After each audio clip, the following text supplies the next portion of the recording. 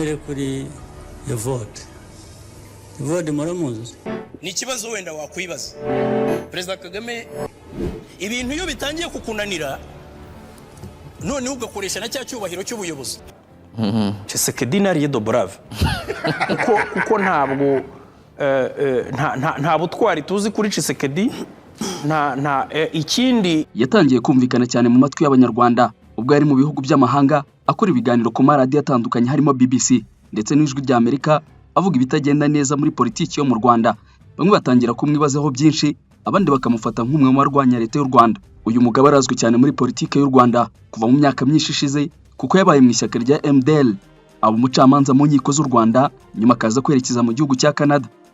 Mu matora yabaye mu mwaka wa 2003 uyu mugabo w'impuguke mu byerekeye amategeko mpuzamahanga yari mu bari bakurikiye ibikorwa byo kwamamaza umukandida Twagiramungu Faustin muri ayo matora. Gusa mu mwaka wa 2007 ahunga igihugu. Yafashe icyemezo cyo gutaha mu Rwanda rero mu mwaka wa 2014. Byako kanya atangaza ko ntawe bikwiye gutungura kuko agarutse gufatanya n'abandi banyarwanda kubaka igihugu.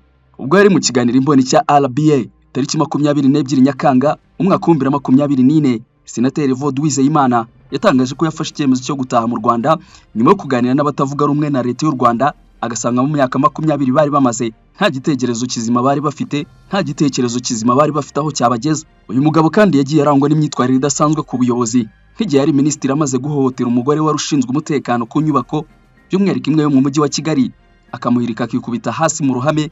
Ibintu byababaje cyane Perezida Paul Kagame ndetse aza no kubigarukaho mu ijambo yagezaga ku banyarwanda bituma Evode Uwizeyimana yeguzwa ku inshingano yari afite. Aramukurikirana aramwegera namubwira neza aramubwira atari ko ati aho hantu nyeze ntabwo ariho abantu banyura cyambere paki cya kabiri uranyura hatariho abantu bose banyura hano ni umutekano wa buri wese kuki wowe utanyura aho abandi banyura. Undi nta n'ikindi yashubije akubita umwana w'umukobwa yikubita hasi ari baramuca. Nicyo gisubizo cya minisitiri yahaye uwo mwana. Bidatinze rero nyuma y'amezi 8 yaje kongera kugirwa senateri mu nteko ya Sena bikorwa na Perezida wa Repubulika y'u Rwanda Paul Kagame. Mu magambo ye Perezida yavuze ko umuntu adakwiye gusanishwa n'amakosa runaka yaguyemo ko ahubwo hakwiye kurebwa uburyo akosora ayo makosa. Ni byinshi yavuzweho kandi n'ibyishazwiho byose ibyo rero nibyo tugiye kurambura.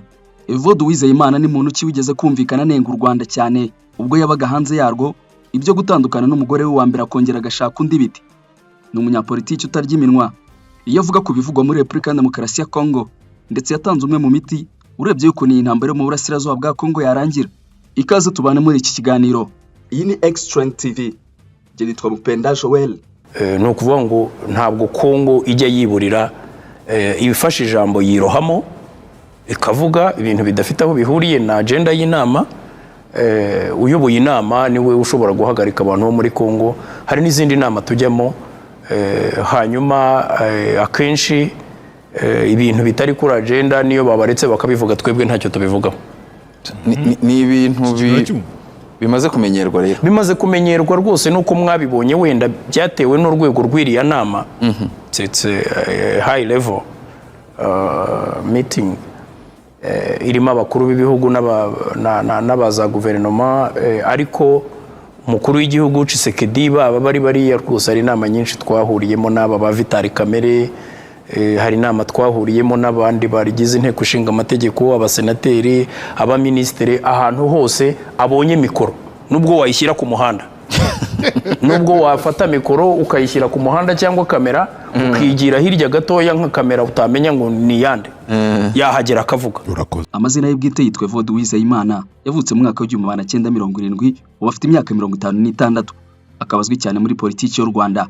Ni umunyarwanda w'impuguke mu byerekeye amategeko ndetse wamamaye cyane mu mahanga. Afite masters degree mu mategeko. Uko agaragara inyuma kenshi akunze kugaragara yambaye amakoti hamwe n'amadorubindi adakunze kugaragara yakuyemo.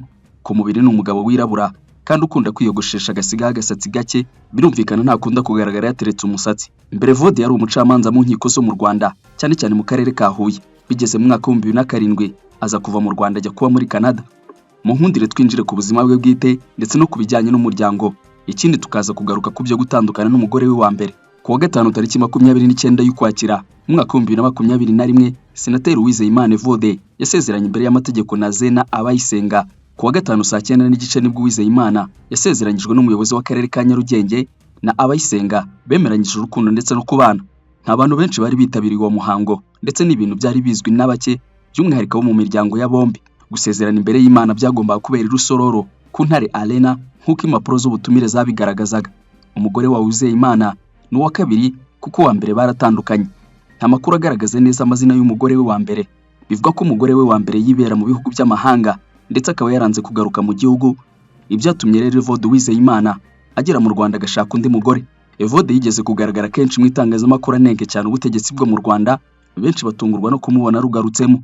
Maître Evode Uwizeyimana yavuye mu Rwanda mu mwaka wa 2007 nyuma yo kuba umucamanza mu nkiko z'u Rwanda.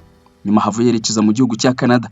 Akimara kugera muri iki gihugu, Maître Evode Uwizeyimana yakunze kuvuga ku maradiyo nka BBC, akenshi anenga cyane mu mategeko n'ibyemezo byafatwaga na leta y'u Rwanda mu gukemura ibibazo bitandukanye. Noneho rero abatutsi bari mu gihugu hagati, niba hari inyeshyamba z'abatutsi zarwanaga zishaka gufata ubutegetsi, hanyuma abahutu nabo bagafunga amapero ubutegetsi badashaka kubutakaza. Hari n'ibindi biganiro bitandukanye ndetse n'inyandiko Maître Evode yagiye asohora mu bitangazamakuru bitandukanye byaba ibyandikwa n'abatavuga rumwe na leta y'u Rwanda ndetse n'ibindi. Kuva icyo gihe ibitangazamakuru n'amaradiyo atandukanye bya hano mu Rwanda byatangiye gukwirakwiza amakuru y'itahuka rye. Akimara kugera mu Rwanda, abatavuga rumwe na leta bakoreraga mu mahanga bakomeje kwandika inyandiko nyinshi zirimo gusenya Maître Uwizeyimana ndetse banagarura bimwe mu biganiro yagiye agirana n'amaradiyo atandukanye. Ni muri urwo rwego abifashwemo n'ibiro bishinzwe itumanaho muri Minisiteri y'Ubutabera. Ku cyumweru tariki 26 y'ukwezi kwa kabiri umwaka wa 2014, Maître Uwizeyimana Evode yagiranye ikiganiro n'abanyamakuru kuri La Palisse Nyandungu. Iki kiganiro kikaba cyari kigamije ahanini gusobanukirwa n'itahuka rye. Ubwo yaganiraga n'itangazamakuru icyo gihe ngo gukorana n'abatavuga rumwe na leta ntibyari biri ku nyungu za politiki. Asubiza abanyamakuru ku bibazo yabashijwe byerekeranye n'uko yabaje mu Rwanda kandi yarakunze kugaragara akorana n'abatavuga rumwe na leta. Yaravuze ngo abahashye ubwenge, abafite amafaranga bahashye ubwenge mubuzane turabushaka, abahashye ubushobozi turabushaka, ariko abahashye imico mibi mu igumane hano. Abanyamakuru kandi banabaje Maître Uwizeyimana niba ntacyo avuga ku kijyanye n'amagambo atandukanye benshi bakomeje kuvuga ko atari meza yagiye avuga. Abasubiza ko byinshi yagiye avuga byari ibitekerezo bye mu by'amategeko, ariko anisegura kuba amagambo ye urebye yaba yarahungabanyije. Mu mwaka wa 2017 yagizwe umunyamabanga wa leta muri Minisiteri y'Ubutabera ushinzwe itegeko nshinga n'andi mategeko kugeza mu kwezi kwa kabiri umwaka wa 2020 ubwo yeguye akanasezererwa muri guverinoma kubera imyitwarire itari myiza yari yamuranze asunika umusekirite ikindi akitura hasi. Gusa yaje kubisabira imbabazi mu ruhame, anabinyuza ku rukuta rwe rwa X, hanyuma asaba imbabazi n'uwo musekirite wakoraga mu nyubako imwe mu zo mu mujyi wa Kigali. Mu nkuru ya BBC yanditswe ku itariki 17 Gicurasi umwaka wa 2020 yagarutse ku buryo Perezida Kagame yagarutse ku myitwarire mibi yaranze bamwe mu bategetsi beguye birumvikana mu mirimo yabo, harimo n'uwitwa Isaac Munyakazi, Diane Gashumba na Evode Uwizeyimana, avuga ko myitwarire mibi yamugaragayeho yo guhutaza umuntu. Nyuma y'umunsi umwe Bwana Uwizeyimana yashyikirije Minisitiri w'Intebe ibaruwa yo kwegura ku mwanya w'umunyamabanga wa leta ushinzwe itegeko nshinga n'andi mategeko. Ariko mu magambo akomeye kandi Perezida Kagame yavuze ko Uwizeyimana asanzwe yitwara nabi. Perezida Kagame yongeyeho ikibazo ati mwabyemereye iki? Bwana Uwizeyimana yanyuze ku rubuga nkoranyambaga rwa Twitter birumvikana asaba imbabazi icyo gihe ku cyo yise imyitwarire itaboneye, ariko igitutu cya bamwe mu baharanira uburenganzira bw'abagore mu Rwanda bamusabaga kwegura. Urwego rushinzwe kugenza ibyaha Rwanda Bureau of Investigation RIB rwatangaje ko rwamukoragaho iperereza ku cyaha cyo gukubita no gukomeretsa, rwavuze ko iperereza ku bikekwaho Uwizeyimana ryarangiye. Marie Michel Umuhoza umuvugizi w'uru rwego icyo gihe yabwiye BBC ati iperereza ryararangiye, dosiye yohererejwe ubushinjacyaha.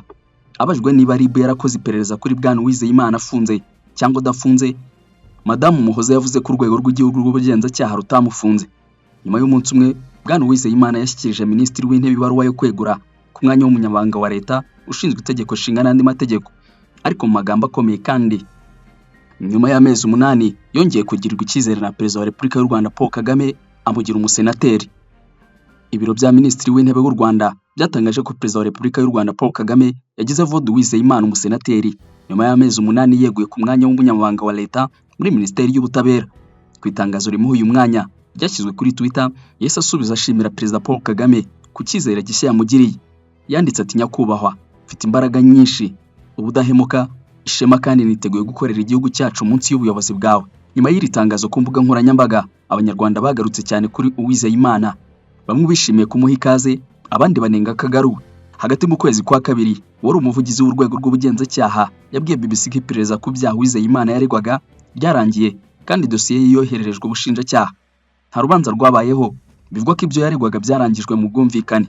Senateri Evode Uwizeyimana ni umugabo uvuga cyane kandi akagaragaza ibitekerezo bye ku ngingo zitandukanye.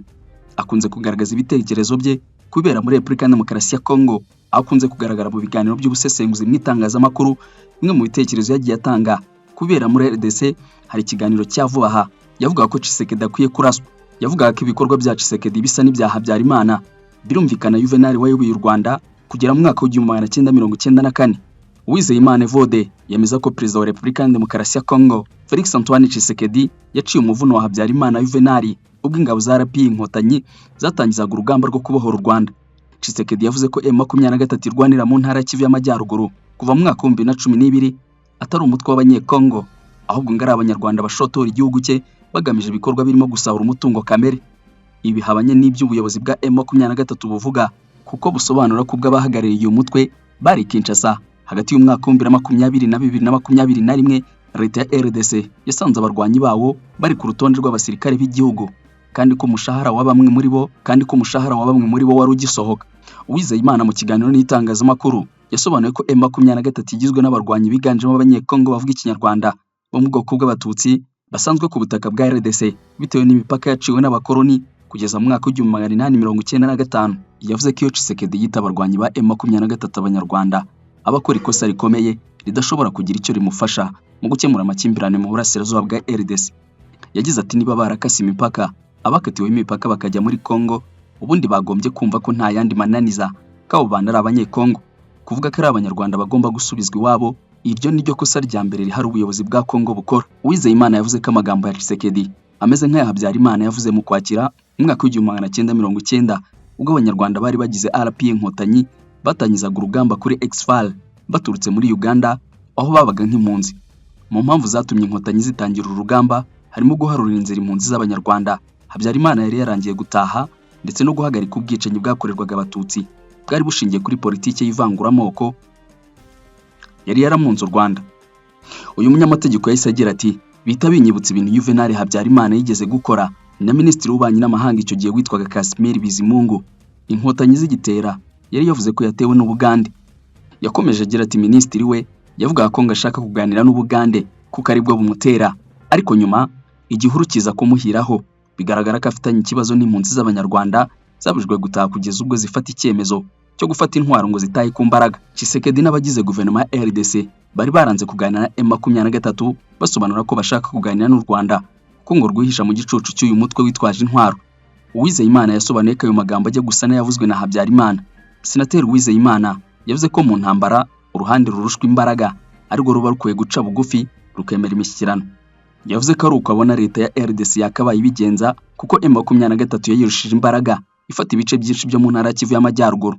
Senateri Uwizeyimana Evode wasezeranye imbere y'amategeko na Zena Bayisenga basezeranye ku itariki 29 Ukwakira umwaka wa 2021. Mu byo uyu mugabo azwiho cyane no gufata iya mbere akavuga ibitagenda neza ndetse n'uburyo byakosorwa. Akunda kuvugira abaturage akabagereraho batabasha kugera, akababera intumwa.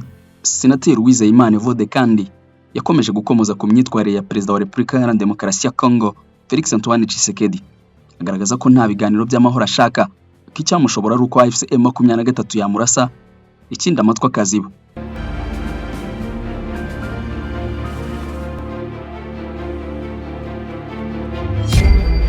Uwizeyimana yongeye kugaruka ku myitwarire ya Tshisekedi n'intambara imaze igihe mu burasirazuba bwa Repubulika ya Demokarasi ya Kongo mu kiganiro cya televiziyo y'u Rwanda byari mu ijoro ryo ku cyumweru rya tariki 12 Ukwakira umwaka wa 2025. Yavuze ko ibyo Tshisekedi yatangarije mu nama ya Global Gateway Forum yabaye i Brussels mu Bubiligi ndetse n'ikiganiro yagiranye n'aba banyekongo baba muri iki gihugu ari ku cyumweru bigaragaza ko nta bushake bw'ibiganiro afite. Muri iki kiganiro na diaspora y'abanyekongo, Tshisekedi yagaragaje ko ibyo yavugiye imbere y'abanyaburayi muri Global Gateway Forum ko ashaka amahoro, ko ashaka ubwiyunge n'u Rwanda ari urwiyererutso kuko ngo yabivuze nk'utanga abagabo ashaka ko amahanga abona ko atari we kibazo. Senateri Uwizeyimana Evode yavuze ko ashingiye kuri iyi myitwarire ya Tshisekedi ubona ko nta bushake afite haba mu gushyira mu bikorwa ibiganiro byo muri Doha bihuza AFC M23 kuri ubu byatangiye no kubera mu Busuwisi ndetse n'amasezerano ya Washington areba igihugu cye n'u Rwanda. Yagize ati kumenya aho ibintu byerekeza ku muntu nka Tshisekedi muri iki gihe biragoye. N'ibyo biganiro bya Doha wibuke ko yavuze ati sinzigera nganira na M23. Avuga ko kuganira na M23 ari umurongo utukura. Uyu munsi muri kwa kwinyuramo kwe i Doha hari kubera ibiganiro ariko nta byadutangaza n'ubwo ubushake budahari. Yakomeje avuga ko nta buryo amasezerano ya Doha yashyirwa mu bikorwa hatabanje kubahirizwa ya Washington, mu gihe Tshisekedi yatangiye kwanga gushyira mu bikorwa bimwe mu biyakubiyemo.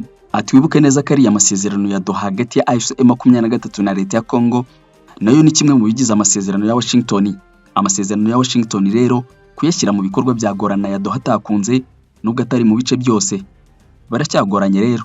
Senateri Uwizeyimana yaboneye aho kanya kuvuga ko igishobora gutuma Tshisekedi acisha make ari uko yaraswaho bikomeye na AFC M23.